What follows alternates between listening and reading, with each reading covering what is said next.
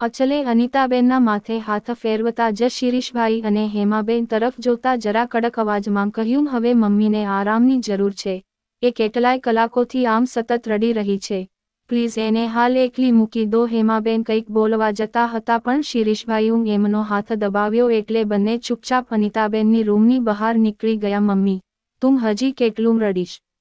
અચલે જરા ચિંતાના સ્વરમાં અનિતાબેનને કહ્યું. પણ અનિતાબેન કંઈ બોલ્યા નહીં ને એમને એમની ભીની આંખો એમની સાડીથી લૂછી નાખી. જા હવે તું પણ આરામ કર બેટા, કહી એમને અચલને એના રૂમમાં જવા કહ્યું. ઠીક છે, તું તારું ધ્યાન રાખજે. ડોન્ટ ને પ્લીઝ રડતી નહીં. અચલે ફરી એકવાર અનિતાબેનનો ચહેરો છાતી સરસો ચાંપી દીધો ને એ બાદ એ પોતાના રૂમ તરફ જવા રવાના થયો. રૂમમાં આવી સીધો એ બેડ પર પટકાયો. આજે પોતાની કાબૂમાં કરેલી કામુકતા અને એ બાદ માયાનો ચહેરો યાદ આવતા એના રૂમવાળા ઊભા થઈ ગયા. એને તરત માયાને વિડીયો કોલ કર્યો, પણ માયાએ ફોન ન રિસીવ કર્યો. એકવાર ઉત્તેજનામાં આવ્યા બાદ એને કાબૂમાં રાખવી અચલ માટે સાવ અશક્ય વાત હતી એટલે એને ફરી માયાને ફોન જોડ્યો. 2-3-4 વાર ફોન કર્યા બાદ આખરે માયાએ વિડીયો કોલ ઉપાડ્યો.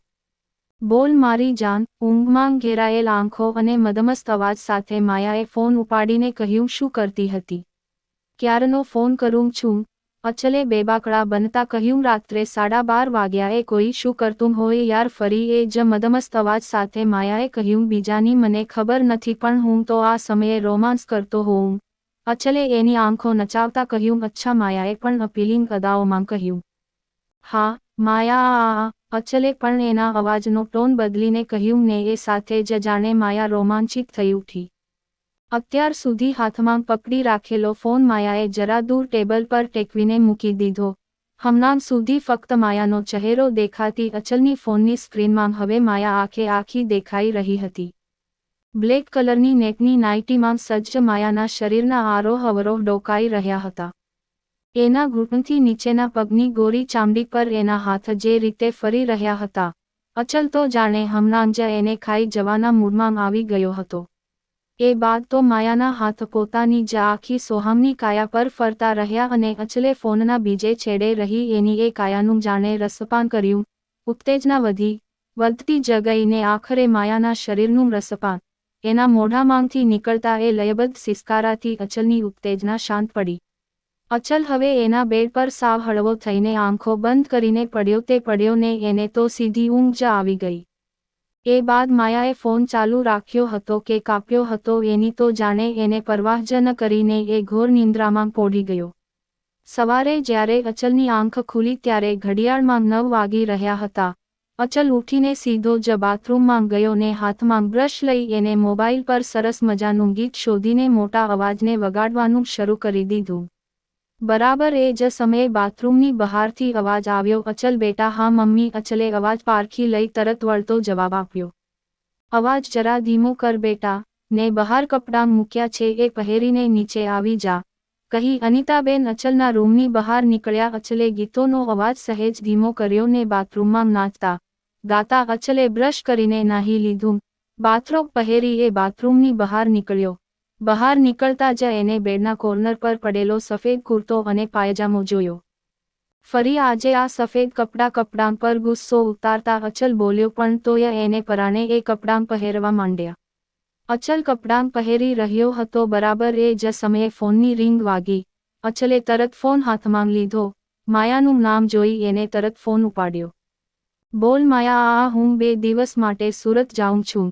એક શૂટ છે એટલે માયાએ ઉતાવળમાં કહ્યું. ઓકે. અચલે ટૂંકમાં જવાબ આપ્યો. તને મેસેજ કર્યો પણ દર વખતની જેમ લાડ સાહેબ ક્યાં જવાબ આપે? માયાએ ફરિયાદના સૂરમાં કહ્યું. તને ખબર છે ને મને મેસેજ વાંચવાની ટેવ જ નથી. હું ક્યારેય કોઈના મેસેજ નથી વાંચતો. અચલે પણ સીધું જ કહી દીધું. ઓકે એ બધું છોડ, મને 20,000 રૂપિયા જોઈએ છે. માયાએ પણ આદેશના સૂરમાં કહ્યું. ઓકે ચાલ ટ્રાન્સફર કરું છું. સામે એક પણ સવાલ કર્યા વગર અચલે કહ્યું. ઓકે બાય કહી માયાએ ફોન મૂક્યો. ને ફોન મૂક્યા બાદ તરત જ અચલે માયાના એકાઉન્ટમાં 20,000 રૂપિયા ટ્રાન્સફર કર્યા. કપડાં પહેરી લીધા બાદ અચલે ડ્રેસિંગ ટેબલ પાસે જઈ એના વાળને સેટ કર્યા ને એના મનપસંદ પરફ્યુમને એના ગળા અને કાંડાની આસપાસ લગાવી એ રૂમની બહાર નીકળી સડસડાટ કરતો દાદર ઉતરી નીચે આવી ગયો.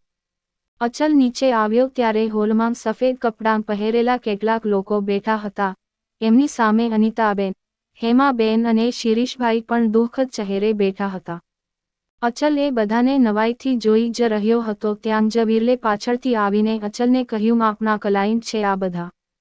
પપ્પાના અવસાન પર શોક વ્યક્ત કરવા માટે આપણને મળવા આવ્યા છે, કહી વિરલ પણ એ લોકોની સાથે જઈ ગોઠવાઈ ગયો. દૂર ઊભેલા અચલને અનિતાબેને એમની પાસે આવીને બેસવા ઈશારો કર્યો. મા દીકરા વચ્ચેનો સંબંધ એટલો ગાઢ હતો કે બે માંગથી એકેને એમની વાત કરવા શબ્દોની જરૂર ન પડતી, આંખના ઈશારે જ કામ થઈ જતું. અચલ પણ હવે બધા બેઠા હતા ત્યાં દોરાયો. એના પરફ્યુમની સુગંધ ત્યાં બેઠેલા બધાએ અનુભવી અને પછી બધાની એક અછડતી નજર અચલ પર પડી. અચલ કંઈ સમજ્યો ન હોય એમ ત્યાં બેસી ગયો. ભાઈ, અત્યારે પરફ્યુમ? વિરલે જરા ધીમા અવાજે કહ્યું. કેમ, પરફ્યુમ લગાવવું ગુનો છે? અચલે કટાક્ષમાં કહ્યું. છોડો, તમે નહીં સમજો, કહી વિરલે વાતને ત્યાં જ પતાવી. થોડીવાર પહેલા લોકો બેઠા પછી સૌ એક એક કરીને અનિતાબેન તરફ હાથ જોડતા ઘરના મુખ્ય દરવાજામાંથી બહાર નીકળી ગયા. બધાના બહાર ગયા બાદ શિરીષભાઈએ કહ્યું, કાલે સાંજે મોટાભાઈનું બેસણું રાખવાનું છે. વિરલ, તું ડિજિટલ કાળોતરી બનાવડાવી લેજે. ને ભાભી, બીજું કંઈ ખાસ કરવાનું હોય મોટાભાઈ પાછળ તો કહેજો. હા ફુવા, વિરલે તરત જવાબ આપ્યો ને હવે બધાની નજર અનિતાબેન પર મંડાયેલી હતી. તમને બધાને જેમ ઠીક લાગે એમ કરો, કહી અનિતાબેન એમના રૂમમાં ચાલ્યા ગયા. અનિતાબેન ગયા ને સાથે જ અચલ ડાઇનિંગ ટેબલ પર બ્રેકફાસ્ટ માટે ગોઠવાઈ ગયો. ટેબલ પર મૂકેલા બ્રેડ બટરના ડૂચા ભરતો એક જ શ્વાસે જ્યુસ ગટગટાવી ગયો. પોતાની કારની ચાવી આંગળીમાં નચાવતો અચલ ઘરની બહાર નીકળવા જતો જ હતો ત્યાં શિરીષભાઈએ એને રોકતા કહ્યું, હમણાં 4-5 દિવસ તું ઘરની બહાર ન જાય તો સારું. કેમ? અચલે ઉગ્રતાથી કહ્યું, કોઈને કોઈ મળવા આવતું હોય. તું હોય તો ફેર પડે. શિરીષભાઈએ શાંત સૂરમાં કહ્યું, મારા હોવા ન હોવાથી કંઈ ફેર ન પડે ફુવા. અચલે ફરી તોછડાઈ બતાવી, બીજા કોઈને પડે કે ન પડે, તારી મમ્મીને જરૂર પડશે. શિરીષભાઈએ અત્યંત ભાવનાત્મક અંદાજમાં કહ્યું. અચલ હતો ત્યાંની ત્યાં જ અટકી ગયો ને કંઈક વિચારવા લાગ્યો. આવી જ સ્ટોરી સાંભળવા માટે ચેનલને સબસ્ક્રાઇબ અને વિડીયોને લાઇક કરજો મિત્રો. ધન્યવાદ.